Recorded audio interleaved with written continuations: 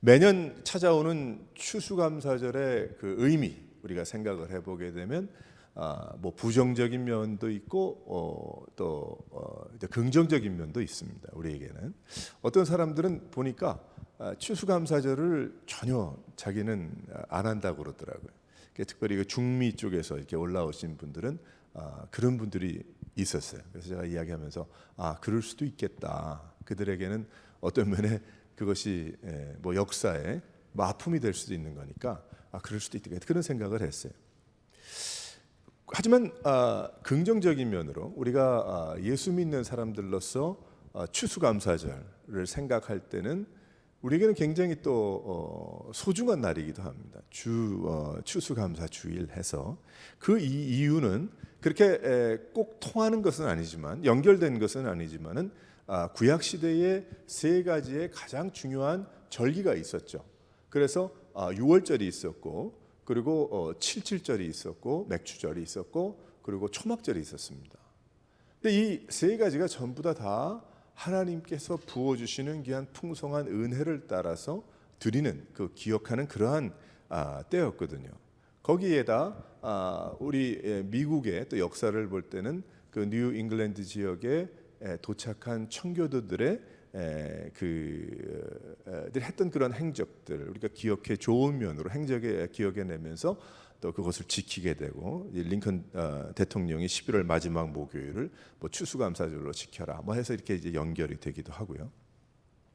하지만 이 추수감사절 또 주일이지만을 구약 성경의 기초를 기원을 두든지 안 두든지 간에 우리는 이런 하루 한 주일을 그 절기로 나름대로 우리가 많이 있는데 지키면서 나름대로 하나님의 은혜를 깊고 넓고 높이 또 감사하는 그러한 시간을 갖는다는 것은 우리 예수 믿는 사람들에게는 굉장히 중요한 날인 거예요. 이것이 뭐 역사적으로 틀렸냐 맞았냐 또 구약 성경에 있어서 우리가 없는 그거를 지켜서 뭘 하냐 여러 가지 이야기들을 할 수가 있겠지만 다 떠나서 한 1년의 하루를 정해서 우리가 그 주일날만큼은 다른 주일도 그렇지만은 특별히 하나님의 은혜를 좀 더 깊이 생각해 보자. 하나님의 은혜를 좀 더 깊이 기억해내자.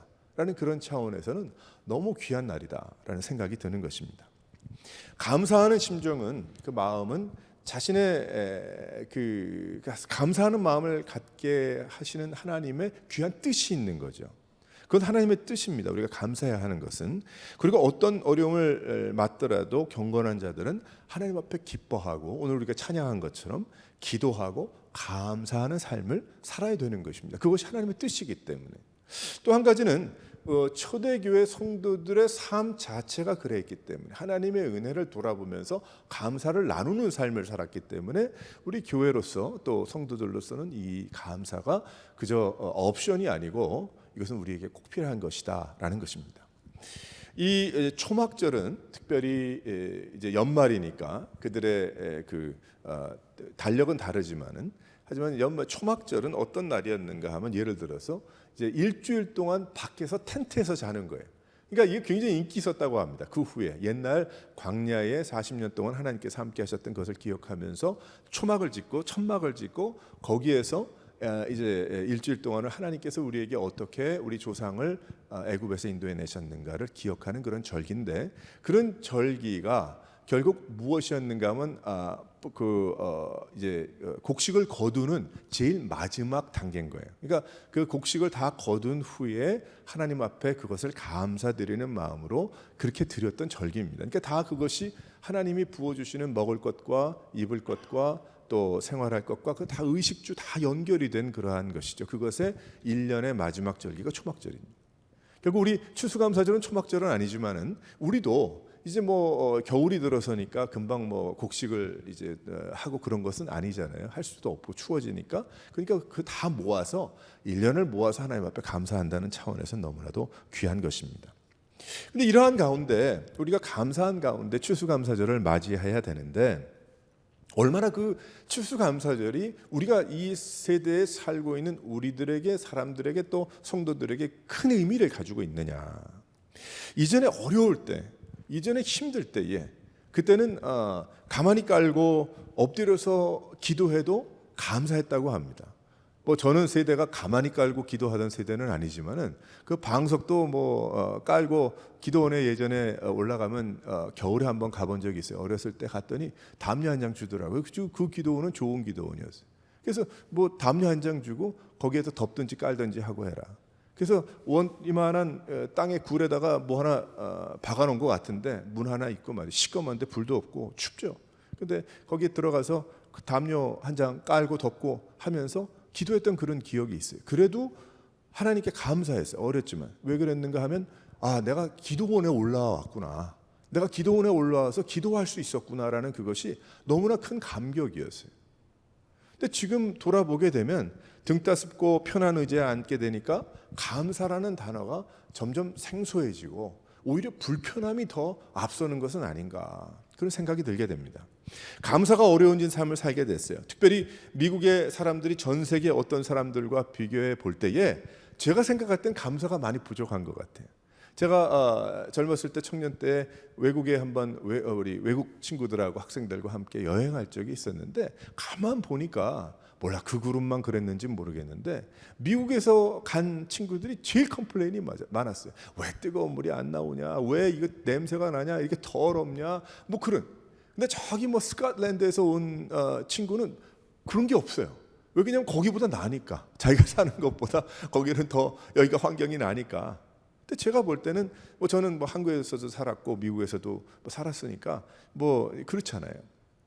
근데 왜 그럴까 생각을 해보게 되니까 그만큼 미국이 잘 살고 편한 나라다라는 그 이야기일 겁니다. 그때도 그런 생각을 했어요. 우리는 이러한 환경 가운데 살아갑니다. 모든 것이 손에 잡히는, 모든 것이 원하는 대로 그저 팔만 뻗치면 얻을 수 있는 그러한 환경 속에 살아가고 있죠. 그러면 우리가 가지고 살아가야 할 감사의 마음은 어디에 있습니까?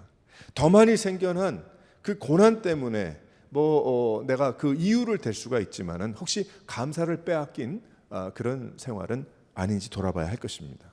특별히 지금과 같이 고난의 시간에 감사의 의미가 무엇인가? 성도들로서 어떻게 하나님께 감사를 올려야 하는가?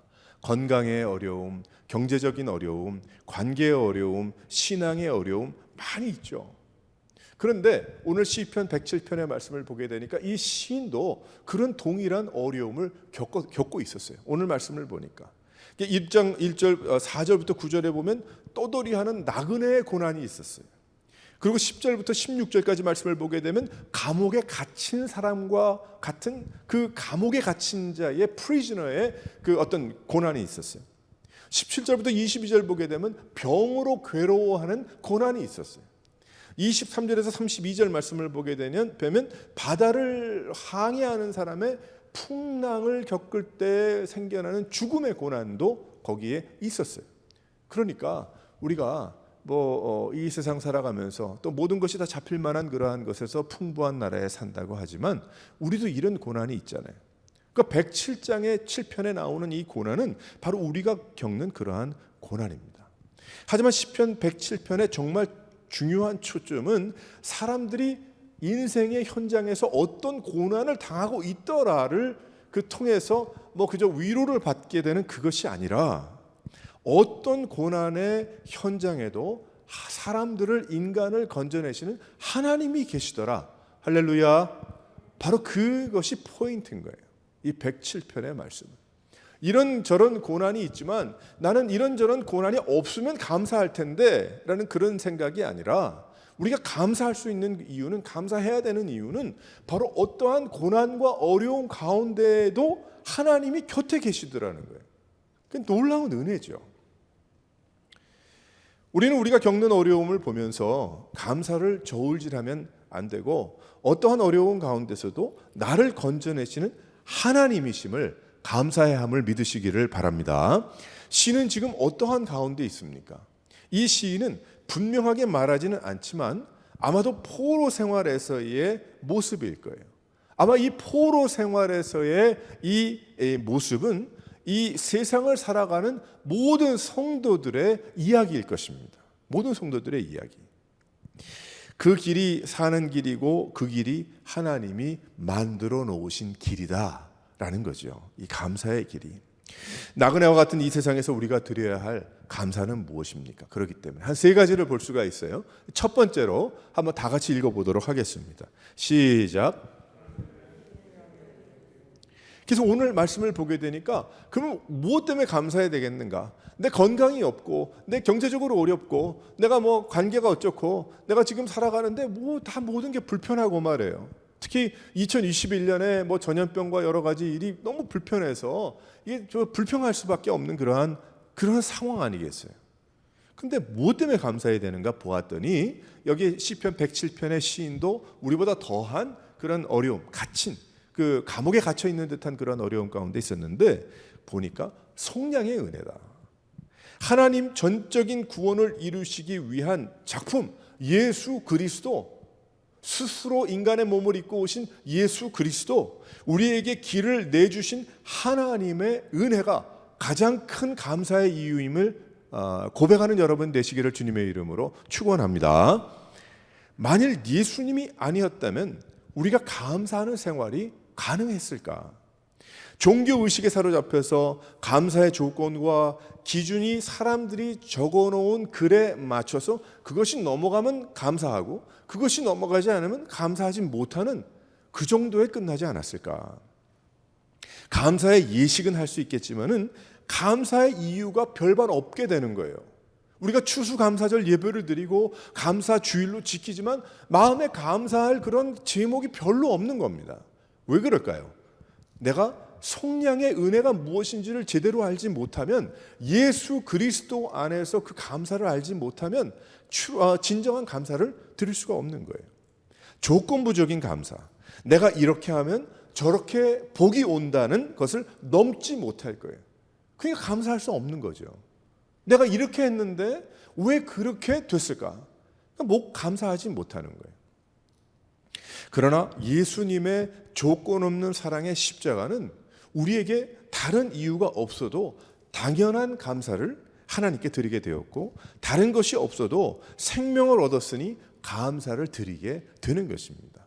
그래서 속량의 은혜인 거예요.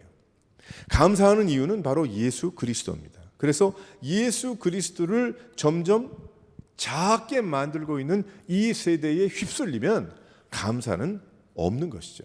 감사할 수 없는 것이죠. 그것이 당연한 것입니다.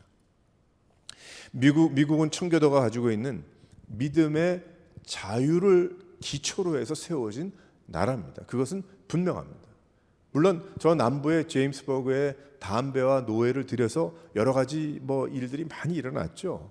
하지만 적어도 우리가 초점을 맞추고 포커스해야 되는 것은 그 종교의 자유를 위해서 영국을 떠나 미국으로 온 그 뉴 잉글랜드 지역으로 온 청교도들의 그 모습, 그 모습들이 다 100% 100몇 명이 다 그랬겠어요? 하지만 그 가운데 믿음을 가지고 살아가서 그 후예들이 나라를 세우게 되는 여러 그 과정에 많은 어려움과 괴로움과 잘못도 있어서 지금 여러 가지 일들이 지금 많이 일어나잖아요. 여기 동상을 때려 부신다 그런 얘기도 많이 있지만은 그런 걸 다 걸러내고 우리가 처음 이 나라가 생겨날 때에 가지고 있었던 신앙의 양심이 무엇이냐, 그것은 우리가 분명하게 짚고 넘어가고 기억해야 할 것입니다.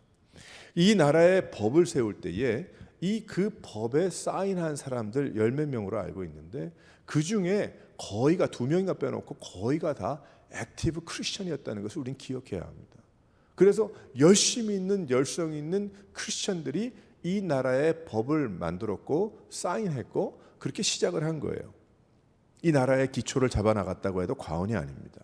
그런데 지금 이 나라가 크리스천 나라라고 볼 수 있습니까? 옛날에 미국 하면 우리가 어떤 생각을 했어요? 예수 믿는 나라다. 그 선교사님들이 오신 나라다. 근데 과연 지금 그럴까요? 온갖 성경의 말씀을 다 왜곡하고 떠난 지 오래입니다. 지금 돌아와서 깜짝 놀라서 보게 되면 1960년대부터 기초작업은 시작이 됐고 1950년대부터 기초작업이 시작했고 70년대부터 기초가 시작된 것이 지금 꽃을 피워서 난리를 치고 있는 거예요. 예수 그리스도를 말하지 않은 지 오래되었습니다. 이제는 한국과 함께 전 세계에서 믿음의 생활이 가장 빠르게 몰락하는 나라 중에 하나가 미국이 됐다는 거예요. 거기에 한국이 동참하고 있다는 것이 큰 슬픔이죠. 아픔이죠. 이전에 있었던 영적인 감격과 충만함을 더 이상 찾기가 어렵게 되었습니다. 왜일까? 그것은 예수 그리스도를 떠났기 때문에 그래요. 성령의 은혜를 제대로 돌아보지 않았기 때문에 감격과 감동이 없는 겁니다. 이 지경이 돼버리고 말한 것입니다. 그렇게 하면 안 되는데라는 결정들이 얼마나 많이 나옵니까? 얼마나 많이 나오고 있고 얼마나 많이 나왔습니까? 그것이 하루아침에 이루어진 게 아니거든요. 돌아보게 되면 엄청난 그 과거의 기초작업과 그 진행 과정에 우리 예수 믿는 사람들과 교회들이 너무 안일하게 그것을 대처했고 그것을 제대로 돌아보지 않았던 거예요. 예수가 없는 교회, 예수가 없는 신앙생활, 예수가 없는 마음이 너무 많아졌기 때문에 세상은 빠르게 어두워지고 있고, 예를 들어서 이 나라가 좋은 예인 것입니다. 우리는 이러한 때에 하나님의 구원의 은혜를 찬양해야 합니다. 예수님 때문에 우리가 생명을 누리게 되고 또 예수님 때문에 우리가 천국을 허락받은 것을 감사하고 또 감사해야 함을 믿는 여러분들이 되시기를 바랍니다. 그래서 예수님을 전하고 복음을 전하는 교회를 찾는 거예요. 가만히 보세요. 예전에 많이 해봤잖아요. 이런저런 모임들, 이런저런 프로그램들, 이런저런 정말 마음이 바로 박힌 그러한 사람들은 복음을 선포하는, 복음이 뭐예요? 예수 그리스도인 거예요. 하나님이신 예수님께서 오셔서 구원을 베풀어 주셨다. 죄를 용서해 주시고 천국으로 인도해 주신다. 그거 외에 무엇이 있겠습니까? 그것이 길이요 진리요 생명이다. 그것 외에 없는 것이죠. 감사해야 합니다.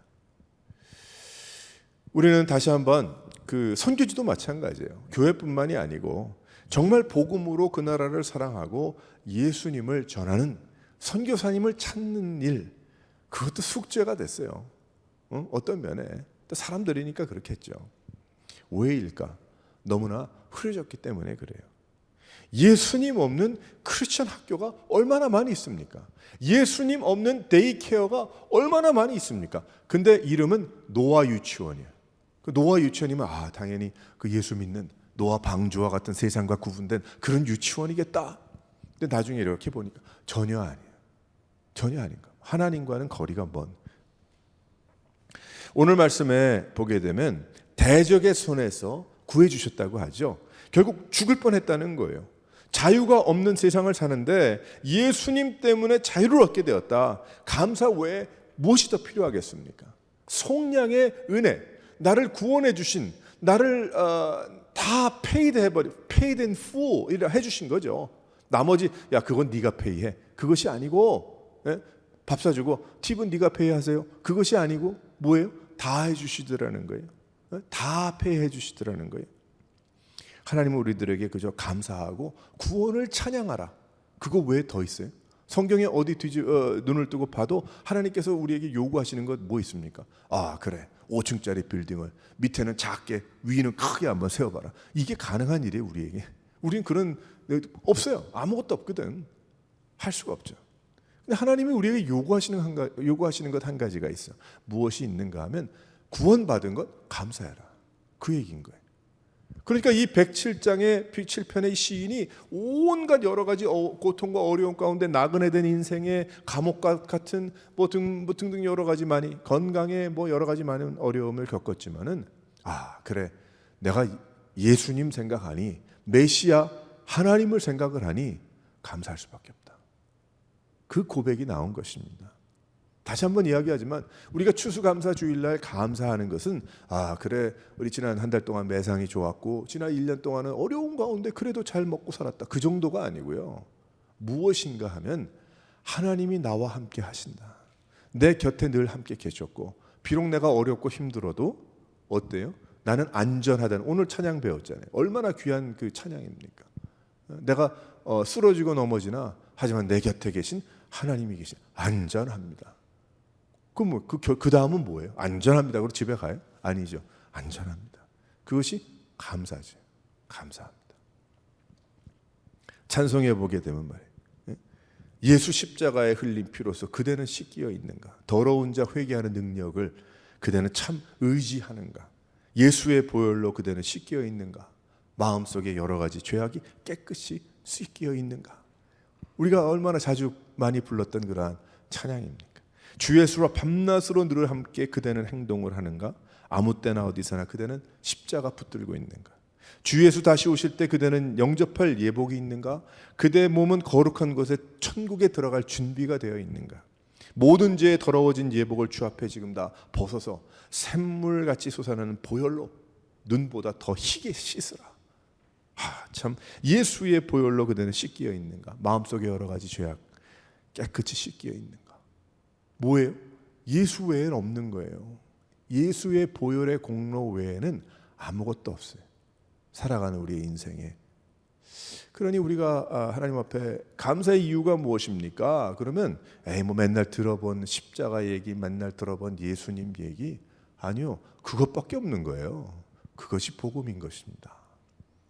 그것이 선포가 되고, 그것이 이해가 되고, 그것이 믿음이 되고, 그것이 깨달음이 되어서 살아가는 그런 성도들, 그것이 바로 믿음의 생활인 거예요. 사랑하는 성도 여러분, 왜 감사해야 되는가? 감사의 이유가 무엇인가? 구원받은 인생이에요. 예수 그리스도 때문에 내가 감사한 것입니다. 이 감사를 가지고 생활하는 여러분 되시기를 바랍니다. 두 번째로 한번 다 같이 읽어보겠어요. 시작. 4절에서 6절 보니까 부르짖을 때에 함께 하셨어요. 광야의 시대, 사망의 길에서 방황할 때에 얼마나 많이 방황했겠어요. 거주할 성읍을 찾지 못하고 있을 때에 그 말씀이 나오죠. 줄이고 목말랐을 때에, 영혼이 피곤했을 때에 얼마나 피곤했겠습니까? 근심과 고통이 있을 때에 눈물을 많이 흘리고 있었을 때에.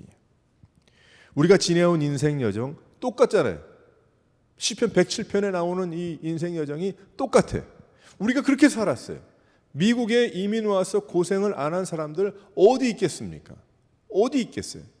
한 명이라도 있겠어요? 없습니다. 제 주위에도 보게 되면은 큰 교회라 중간 교회라 적은 교회라 다 있겠지만 제 주위에 보면 참 어려운 목회자들 많이 계세요. 미국에 이민 와서 분명한 부르심 때문에 그 길을 걸어가는 것이지, 그분들 그 정도 머리와 공부한 거 가지고 나가서 일한다고 성도들하고 더 못할 그건 없거든요. 다 똑같이 생활할 수 있는 분들이거든요. 근데 그분들이 부르심 때문에 예수 그리스도의 복음을 힘입어 그들이 이제 목회를 하는데 너무 힘들어. 근데 한국의 소식을 들어보면 사람들이 많이 모여서가 아니라 그래도 그런 어려움은 아닌데 나름대로 있겠죠.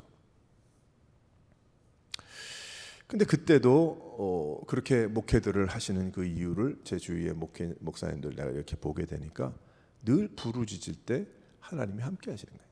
동행하시는 거예요. 많이 계셨어요. 제 주위에도 그런 얘기 너무 많이 들었고 지금도 보고 있고, 미국에 와서 동부에 계신 이제 한 몇 분 성도님들을 만나 봤는데 그분들 중에 몇 분이 모자 공장을 했어요. 70년대 말하고 80년대 초반에는 모자 공장을 했던 모양이에요. LA 쪽에는 70년대 가발 공장을 해가지고 돈을 많이 벌었거든. 그래서 어느 분은 보게 되면 이제 가발 장사를 해서 하루에 아침부터 저녁까지 그 마네킹 머리에다가 가발 뒤집어 씌우고 그 빗기는 거, 그거 굉장히 오랫동안 하셨어요. 돈 많이 벌었어요. 잘 됐죠.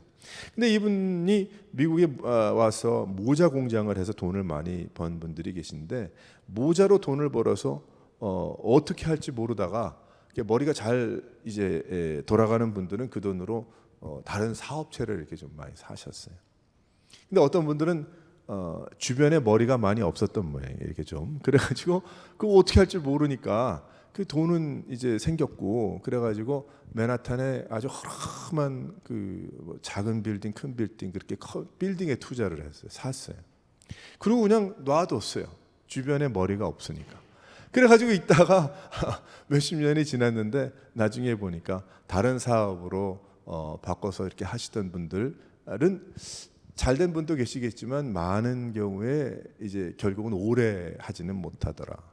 근데 나중에 이제 주변에 머리가 없어 뭐 그렇게 해서 말로는 이제 설명을 하는데, 그런 빌딩을 사신 분들은 뭐 그 가격이 지금 뭐 며칠 뭐 한 30년 동안 뭐 그렇게 올라간 거죠. 40년 동안 올라간 것이요. 그런 고생들하고 고민들하고 살아가면서 뭐 엎치락 뒤치락 하시는 그런 이민 생활 말이에요. 남미도 마찬가지. 그곳에 사는 분들을 만나보니까 70년대는 뭐 다 그런 건 아니겠지만 뭐 설명을 하자면 자기가 입던 티셔츠 뒤집어서 내놔도 사가지고 갔다 뭐 이렇게 얘기를 하시더라고. 뭐 좀 보태가지고 얘기를 했겠지만 그 정도로 이제 일들도 하고 어렵고 그 터프하고 와일드한 그러한 지역에서 얼마나 고생들이 많았겠습니까? 그러한 가운데 교회들이 세워졌어요. 과거에 우리 이민 생활만 보아도 말이에요. 이민 생활의 어려움 가운데 뭐 뉴욕에서 모자 장사를 했는지, 뭐 공장에 가서 일을 했는지, LA에서 청소를 했는지, 뭐 가발 강사를 했는지 모르지만 제가 만나본 분들 중에 참 아직도 감명에 기억에 남는 분들이 계세요. 어떤 분들이냐면 뉴욕에 계신 분들인데, 예를 들어서 그 플러싱에 그 당시는 한국 분들이 많이 계셨는데 하루에 나가서 해가 뜨기 전에 나가 일을 합니다. 그래서 하루 종일 일을 해요. 12시간, 13시간, 14시간 일을 하고요. 그리고 그분들이 교회로 와요. 그 교회로 집에 갈 수가 없으니까 트래픽이 너무 많아가지고, 그래서 교회로 와서 교회 화장실에서 냄새도 나고 옷이 들어오니까 옷 갈아입고요. 그리고 교회 와서 예배를 드려요. 그런 분들 여러 보았어요. 근데 그분들보다 더 제가 참 도전을 받은 분들은 어떤 분들이냐면 마음에 많은 어려움이 있어요. 가정에 문제가 있어요. 건강에 문제가 있었어요. 사업에 문제가 있어요. 자녀들의 문제가 있었어요. 이민 생활에 너무너무 힘이 들었어요. 12시간, 13시간, 14시간 일을 하고요. 그리고 자기 교회로 와요. 그렇게 세워진 교회인데 교회로 와서 옷 갈아입고요. 철야기도 합니다. 제가 그래서 신학생 때 동부 살 때에 올라가서 가끔 그 친구랑 같이 이제 갔는데 한 몇 명, 한 10명 정도가 모였나? 저한테 뭐 얘기는 다 안 하지만은 이제 이분은 어떤 어려움 대충 이제 알잖아요. 맨날 저는 가지는 않지만 가끔 이제 봤지만 그분들은 작정을 하고 매일 밤 나와서 기도하는 거예요. 상상이 되세요? 12시간, 13시간 공장에서 일하고 와가지고 교회 와서 엎드려서 하나님 앞에 부르짖어요. 그러고 나서 찬송하고 기도하고 2시간, 3시간 기도하면 할렐루야, 이 사람들이 어디서 그렇게 힘이 나고 뭐 잘 먹고 그렇게 에너지가 많은 것도 아닐 텐데 능력이 뭐 펄펄한 거예요. 그죠? 그 교회가 뭐 오순절 교회인지 뭐 순복음 교회인지 뭐 그게 중요한 게 아니고 그렇게 하더라고요. 뭐 그분들은 고민이 없어서 괴로움이 없어서 그랬겠어요. 그것이 아니죠. 모두 다 뭐 모자 팔아가지고 뭐 1,000,000불짜리 집 사고 그랬겠습니까? 그건 아니죠. 뭐 평생 그랬겠습니까? 고난과 어려움 가운데서, 환경 가운데서 하나님께서 크신 은혜를 주신 것이죠.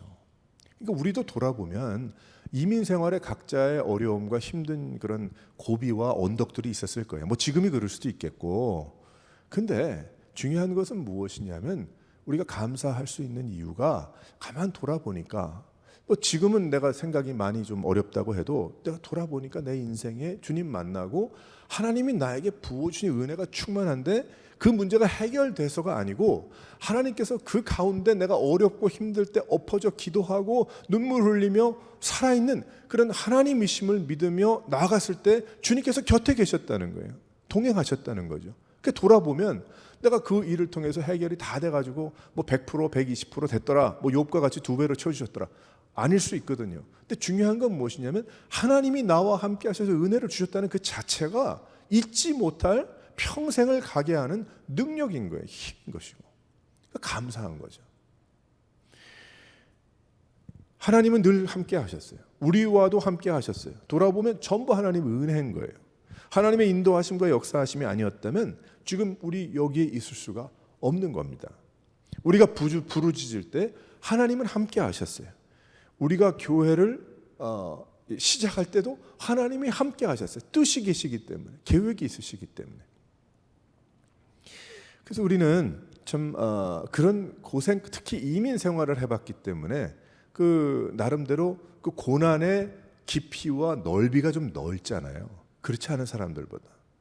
여러분들 한국에서 물론 그 사람과 비교하는 건 아니지만은 그냥 한 나라에서 계속 사신 분들보다 여러분들은 전 세계 어디 내놔도요 문제 없습니다. 문제 있어요? 문제 없어요. 나 평생 동안 고생하면서 해온 게 있거든. 그거 하면 되는 거예요. 못 하겠어요? 뭐 정 안 되면 뭐 피자 가게 나가서 일하지.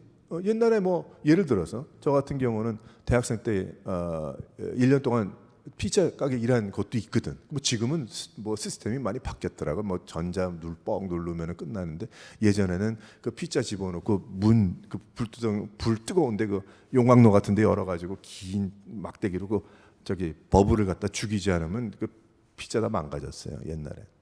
그런 생각이 들어요. 뭐 그거 못 하겠나. 그런 여러분들은 어디에 내놔도 문제가 없는 사람들이거든. 근데 거기에다가 예수를 믿게 됐어. 그러니까 그 모든 것이 내가 자수성가했다. 자수성가가 어디 있어요? 예수 믿는 사람이 하나님 도와줬으니까 성공한 거지. 할렐루야. 그거 자랑이죠. 예수 믿는 사람은 자수성가 없습니다. 하나님이 함께 하신 거죠. 하나님의 능력과 은혜로 세워진 것이고 살아난 것이죠. 그래서 우리는 다시 한번 하나님 앞에 부르짖을 때 늘 함께 하신 하나님 감사합니다. 줄여서 지난 1년을 돌아볼 때도 뭐 전염병과 여러 가지 일들이 많이 있었어요. 그러면 내가 추수감사절에 주일날 이 감사의 의미가 내가 어디서 찾아야 되겠나 오늘 도대체 내가 어디에서 돌아보니까 하나님이 늘 함께 하신 거예요. 어떻게 그렇게 어렵고 힘들 때 그 아픔과 건강의 어려움도 다 피해가게 하시고 이기게 하시고 또 그리고 어떻게 그래도 여기까지 내가 먹는 건 문제없이 살게 하셨구나. 하나님의 은혜인 겁니다. 우린 다시 한번 하나님 앞에 부르짖을 때 늘 함께 하셨기 때문에 이 시인이 돌아보니까 자신의 과거와 자신의 조상과 이런 걸 돌아보니까 다 하나님이 함께 하셨기 때문에 그래요. 함께 하셨으니까 여기까지 온 거예요. 감사하다. 우린 다시 한번 이 말씀을 통해서 하나님 내 과거를 돌아볼 때도 막 불만과 불평과 또 어떨 때는 후회가 되고 막 그럴 때 많이 있잖아요. 기억이라는 게 있기 때문에. 하지만 그것을 믿음으로 잘 체에 걸러서 보게 되면 무엇만 남아요? 은혜만 남는 거예요. 그래서 로마서 말씀을 그 많은 단어를 한번 체에다가 걸러본다 할 경우에 제가 한번 생각을 해봤어요. 체에다 걸러서 착착착착착착 걸른단 말이에요. 로마서의 단어들을 그럼 뭐만 남을까? 은혜만 남는 거예요. 은혜. 그 글자만 남는 거예요. 은혜. 하나님의 은혜. 나머지는 다 떨어졌어요. 은혜만 남는 거예요. 그것이 바로 저와 여러분의 삶인 것입니다. 우리의 인생인 거예요. 그래서 두 번째 부르짖을 때 늘 함께 하신다. 이 분명한 믿음과 고백으로 살아가는 여러분들이 되시기를 바랍니다. 세 번째로 한번 다 같이 읽어보겠습니다. 감사 이유가 무엇인가? 시작. 지금도 만족을 주시기 때문이다.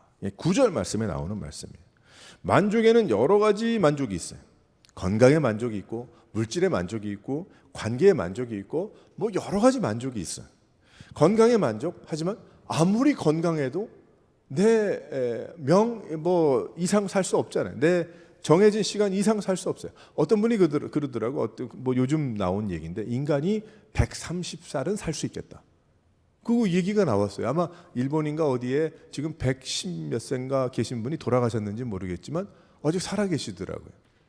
그리고 뭐 103세 되신 분이 여성분이 얼마 전에 미국 어디서 마라톤을 다 뛰었는지는 모르겠지만 뛰었다고 하여튼 그렇게 얘기를 하더라고요. 건강에 만족. 그러면 만족할까요? 아니에요. 만족 안 하죠. 우리 다 안 하잖아요. 그래서 50이 넘고 60이 넘고 70이 되면 아는 사람하고 만나서 하는 대화가 뭐예요? 다 건강에 대한 이야기만 하잖아요. 뭘 먹으니 좋더라. 뭘 먹으니 어떻게 되더라. 이거 꼭 먹어야 된다더라. 집에 가면 비타민이 크네. 안 먹는 게 더 많아. 저희 집에도 이거 좋다 저거 좋다 해가지고 비타민 A, B, C, D 알파벳 순서 다 있어. 근데 먹나요? 그건 좀 먹다가 다른 거 먹고 또 다 이렇게 되죠. 건강의 만족 아무리 건강해도 아니고 물질의 만족 아무리 가져도 아닌 거예요.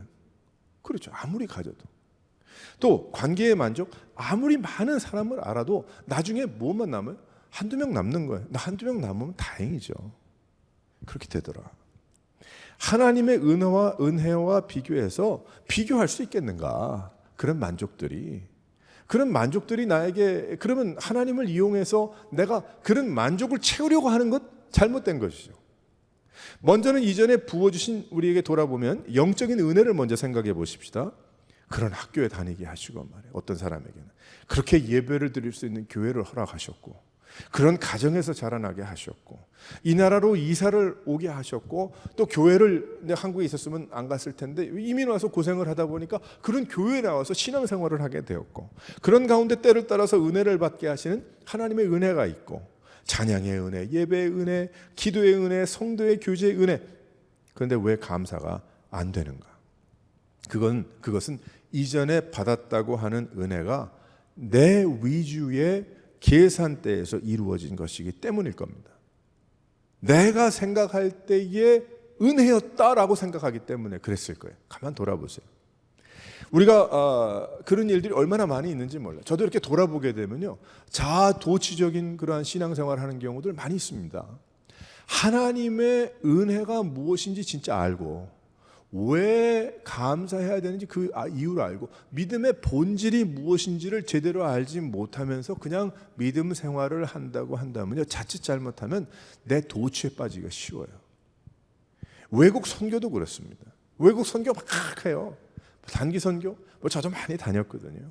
근데 가만 지금 생각해 보게 되면, 그 나라의 그 선교사님께 했지만 나는 열심히 했고 교인들은 나에게 열심히 했다고 이야기했는지 모르겠지만 그 선교사님한테는 굉장히 힘들었겠다.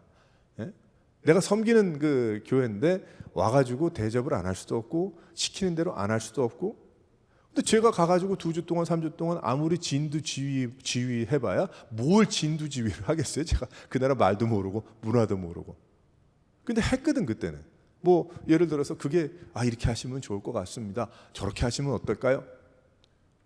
지금 생각하니까 너무 창피해, 부끄럽고, 내가 왜 그런 소리를 했지 그분들에게.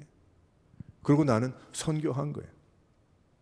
선교지에 얼마를 보내고 어떻게 돼서 하고, 저분은 선교 열심히 하는 집사님이에요. 자칫 잘못하면요, 자아도취적인 거예요. 진정한 선교는 가서 죽는 것이고, 진정한 선교는 내가 거기에 묻히는 거죠. 그들을 나처럼 만드는 게 아니잖아요. 그런 것, 예를 들어서. 또 국내에 어려운 사람들을 돕는 것도 그렇습니다. 우리가 나가서, 저도 많이 했거든요. 토요일 날 나가가지고 길거리에서 스피커 틀어놓고 찬양하고 설교하고, 그리고 한 200명 300명 줄 서 있으면 불고기 퍼주고 말이에요. 그리고 집에 가면 우린 큰일 했다고 느끼는 거예요. 생각을 하는 거예요. 제가 일을 해보니까 이 홈레스 피플에 대한 생각이 많이 바뀌었어요. 안 좋게 바뀌었다는 얘기가 아니고 많이 바뀌었어요. 그렇게만 퍼주고 해준다고 2시간 그들을 섬겼다고 안 먹는 것보다 낫겠지. 하지만 그것이 선교인가? 그것이 mercy ministry인가? 아닌 거예요. 근데 우리 그런 경우 많이 있었잖아요. 과거에 보게 되면 우리 교회는 예를 들어서 주위에 돕는 거지 사역하고 노숙자 사역을 하면, 노숙자 사역 어떻게 해? 지금 노숙자 이렇게 됐는데 본색이 다 드러나잖아요. 그럼 앞으로 그러면 어떻게 노숙자를 어떻게 해야 되나? 방법이 있겠죠. 벌써 이 나라에서 다 준비해 온 게 있어요. 근데 그걸 뛰어넘어서 그런 경우들도 있더라는 거예요. 다 잘못된 건 아니지만. 신앙의 교육도 그래요. 신앙의 교육도 하나님 말씀을 말씀 그대로 말씀 있는 대로 설명해서 이 말씀이 이런 것입니다 라고 성령께서 가르쳐 주시길 원하는 마음으로 전해야 되는 건데, 그것을 너무 많이 쪼개고 금을 긋고 이리저리 만들어가지고 마치 내 사상을 그 사람에게 심어놓는 것 같은 그런 생각으로 나간다고 한다면 그 교회는 나름대로의 제자훈련은 잘 될지 모르지. 그 교회가 얘기하는 제자훈련. 하지만 예수의 제자는 아닌 거예요. 예수님 하나님 뭐라고 말씀하셨어요? 우리가 모이고 흩어지라고 그랬잖아요. 우리가 하나님 말씀 듣고 흩어지라고 그랬잖아요. 어떻게 이렇게 꽁꽁 묶어놓으라고 그랬어요? 근데 교회는 꽁꽁 묶어놓잖아요. 왜 그럴까? 왜 이렇게 자유하지 못할까? 믿음 생활도 그렇습니다. 우리가 본질로 돌아가서 하나님 앞으로 나가기보다는 결과와 성취 위주의 생각들이 앞설 때가 얼마나 많이 있는지 몰라요. 얼마나 많이 있는지 몰라요. 우리 특별히 한국적인 문화와 또 좋은 쪽도 있으나 또 이렇게 보게 되면 밸런스를 맞춰보게 되면, 그리고 그것을 기억하면서 그때는 은혜가 되었고 그때는 감사가 되었다고 하는 것. 그러면 지금 온갖 고난 가운데 있는 성도들은 감사하지 않는 것이 타당한가? 아니죠. 하나님은 살아계시고 나의 왼쪽에서 보고 계신다라고 욥이 얘기했잖아요. 우리 지난주에도 잠깐 얘기했지만 욥이 앞에도 안 계시고 뒤도 안 계시고 위도 안 계시고 다 안 계셔. 그러나 내가 내 눈에는 안 보이지만 옆에서 일하시는 하나님이심을 내가 믿는다. 그렇게 얘기했잖아요. 그러니 그가 하나님을 배반하지 않고 결국은 내가 회개하오니 그렇게 나가잖아요. 우린 다시 한번 하나님 앞에서 내 생각 위주의 신앙생활을 떠나야 됩니다. 이제는 내가 생각할 때 이런 요래야 은혜다. 그것이 아니에요. 하나님의 은혜는 하나님 너무나 크시고 귀하시고 놀라우신 하나님이시기 때문에 어떨 땐 몰라요. 우리가 어떻게 인도하실지, 어떻게 인도하시는지. 그래서 우리는 하나님의 은혜를 기대하고 우리는 감사를 과거에, 현재 또한 미래를 앞으로도 감사를 올려드려야 하는 것입니다. 우리는 다시 한번 하나님 앞에 만족, 이 세상의 그런 어떤 종교적인 어떤 나 중심적인 것에 만족을 추구하는 신앙이 되면 안 되고, 뭐 그것도 신앙은 신앙이겠죠. 안 되고 우리는 하나님으로만 감사하고 만족하는, 하나님이 계심으로, 하나님이 함께 하심으로, 하나님이 일하심으로, 하나님이 역사하실 것이기 때문에 그것에 감사하는, 부어주실 건강의 은혜, 나에게 주실 가정의 은혜, 나를 통해서 나의 자손들이 어떻게 될 것을 기대하는 은혜, 하나님께서 나의 사업을 통해서, 직장을 통해서 어떻게 하실 은혜, 우리 교회를 하나님이 세우셨는데 이 교회가 세워져서 하나님이 어떻게 사람을 만드시고 하나님의 그리스도의 제자로 만드시고 이 세상에 꼭 필요한 인생으로 만드실 은혜, 믿음 생활의 그런 은혜. 그러니까 어떤 면에 다 잘못됐다는 얘기는 아니나 우리의 50년, 40년, 30년 믿음 생활을 한번 딱 펼쳐가지고요, 카펫 말이죠, 한번 딱 들어가지고 먼지는 털고 딱 내려놔야 될 것 같아요. 그러면 쫙 펴지잖아요. 저는 그런 생각을 늘 해요. 그 카펫 같은 거 이렇게 청소를 하면 탕탕 털고 그다음에 탁 놓으면 쫙 펴지잖아요. 먼지 없어요. 깨끗해졌어요. 우리의 믿음도 여기에 시인이 보게 되니까 지금 나에게 만족을 주시는 줄. 뭐가 만족이 있겠어요? 지금 이 고난 가운데 감옥과 같은 수렁에 빠져 건강에 괴로움에 쉽사해서 그러고 있는 고난인데 뭐가 이렇게 감사하겠어요? 근데 하나님으로 만족합니다. 만족합니다. 근데 그것은 은혜를 경험하지 못하면 못하죠. 하나님이 이렇게 부어주시는 은혜, 저렇게 부어주시는 은혜, 그 은혜가 아니면 안 되는 거예요. 근데 그 은혜는 참 이게 사람들이 좀 묘하잖아요. 옛날을 생각하면서 부어진 은혜, 그렇지. 그러니까 내가 또 다시 불만족하고 살았구나. 그러나 그때 생각하면 하나님이 이렇게 함께 하시니까 은혜를 부어주시겠지. 그리고 또 살다 보면 어떨 때는 하나님이 또 깨달음을 주시고 깊은 은혜 가운데 내가 주님 때문에 여기 나와서 이루고 살아가는구나. 앞으로도 어떻게 해요? 그렇기 때문에 나는 더욱더 고난과 괴로움 가운데 불평과 불만할 수 있지만 또다시 고치고 또다시 마음 먹고 그러는 가운데, 왜? 감사는 하나님의 뜻이기 때문에. 왜? 나는 조건부적인 그런 은혜로 살아가는 것이 아니기 때문에. 왜? 나는 하나님의 사람이고 영적인 사람이고 하나님의 은혜 가운데 여지껏 살고 지금도 살고 앞으로도 살아가고, 나의 인생길은 이 세상 내가 생각하는 계획대로 나가는 그것이 아니고 하나님이 빚어주시고 하나님이 인도하시는 대로 나갈 것이기 때문에. 그 마음이 분명히 있으면 뭐예요? 다 감사하게 된다. 이 추수감사절, 그것이 오직 이유다. 하나님의 은혜다. 사랑하는 성도 여러분, 이 말씀 다시 한번 107편 말씀 생각하면서 아마 오늘은 9절까지만 읽었지만 여러분 집에 돌아가서 아마 43절까지 한번 읽어보십시오. 읽어보면서 은혜도 받고 위로도 받고, 하지만 분명한 답은 이거라는 거예요. 그래서 감사합니다. 하나님이시기 때문에, 하나님께서 예수 그리스도의 은혜로 이 고백을 떠나지 않고 감사하며 생활할 수 있는 모든 성도님들 되시기를 주님의 이름으로 축원합니다. 우리 함께 기도하겠습니다.